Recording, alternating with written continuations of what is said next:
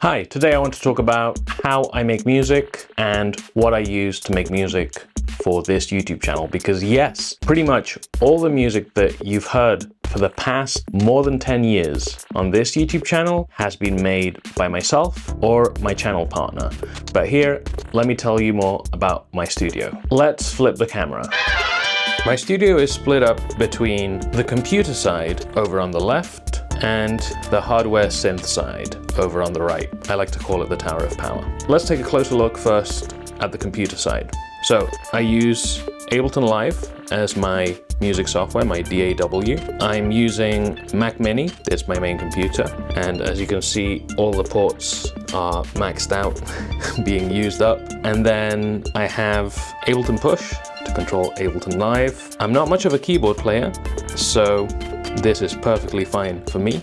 And then just a Bluetooth keyboard and wireless trackpad. Yep, I use a trackpad, not a mouse. I'm not much of a gamer. Plus, since, as you can see, table space is at a premium, then I prefer the trackpad. Heading on over to the synth side. Starting from the top, analog 4, then my audio interface, which is an RME Fireface UFX, a Roland JV-880 Rompler from the late 80s, which I got secondhand, my modular synth, and the Octatrack, which is my sampler and drum machine. I also have the Teenage Engineering OP-1. It's the odd man out, so to speak, because it's not part of this. I use it on its own, so that's why it's over on this side, but on its own. It really shines, in my opinion, as its own thing. It has everything you need to make some sound, to have some fun.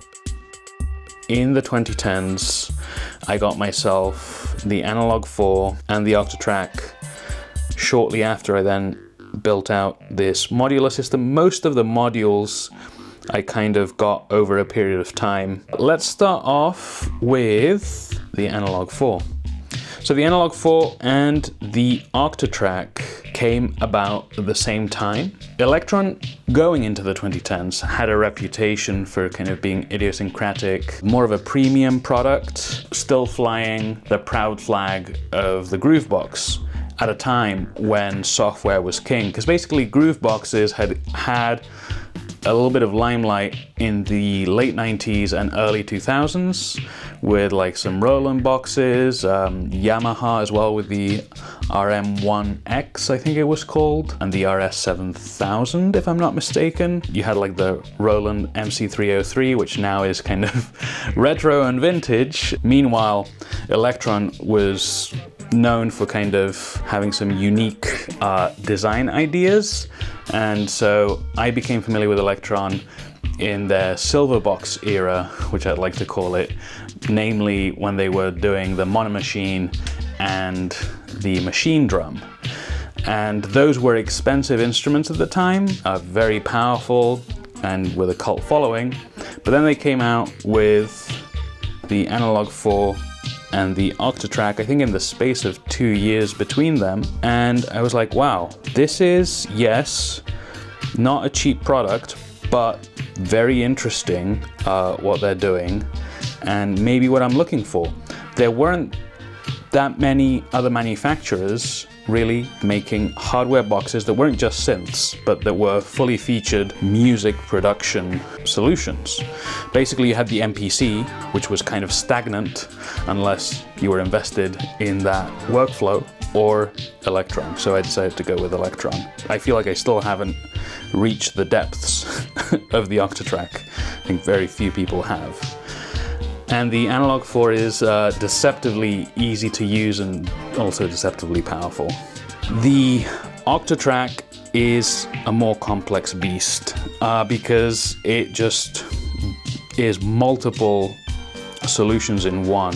There's a channel from a guy from Seattle called EasyBot, and I feel that he kind of has a really good approach, but he's basically kind of showing off the Octatrack as an effects box, which is not what it was being marketed as when it came out.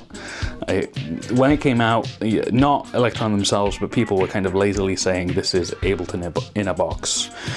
which it's not really, but there is a lot. There's a MIDI sequencer, which I use. There's the sampler, which I use. There's both for loops and for one-shot drum samples. There's the effects with the crossfader. I mean, that still, to me, blows my mind. So I really enjoy using these two together. In fact, more recently, the way that I like using these Elektron boxes, these are really, between the two of them, these are the brains of this operation. I like having Octatrack as the leader in terms of tempo and all of that. But in fact, I run the two sequences in sync with each other, but without the pattern change being synced. So essentially, what I like to do is I don't want to be nailed down by pattern loops. So I'll be writing mostly the drum parts or the sort of rhythmic parts over here and the melodic parts over on the Analog 4, but then also using the MIDI sequencer on here for the Roland JV-880.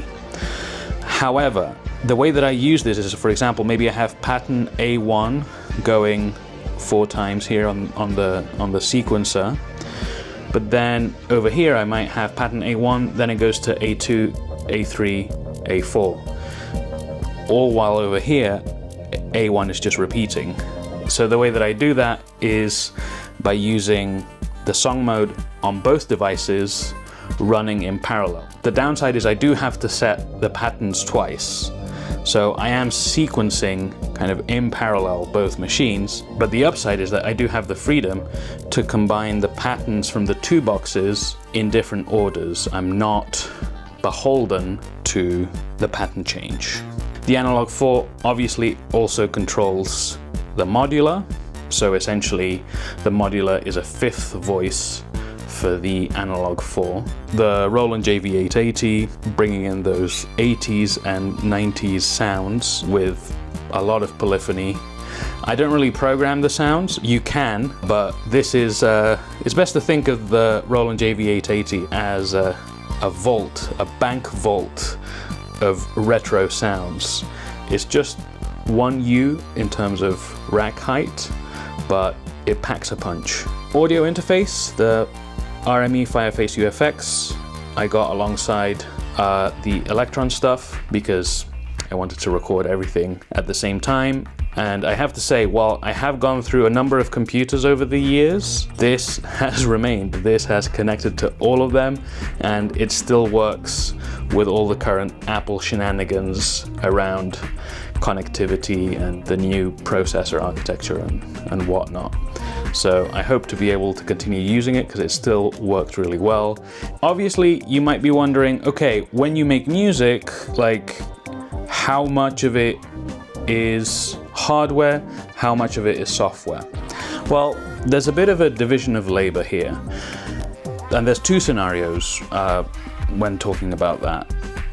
Either I'm gonna start a track in hardware, and it's mostly going to be hardware. Naturally, I'm going to record it in Ableton Live. I'm going to do some edits and things like that. Maybe I'll reinforce some sounds with some software instruments, but really the conception of the track is hardware first, and then the software enhancements, either extra parts or edits, are very much in the finishing stage. That's scenario 1. Scenario 2 is it's fully software. I started the track on software.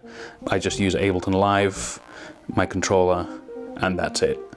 And the hardware isn't involved at all. So yeah, there we have it. This is my studio.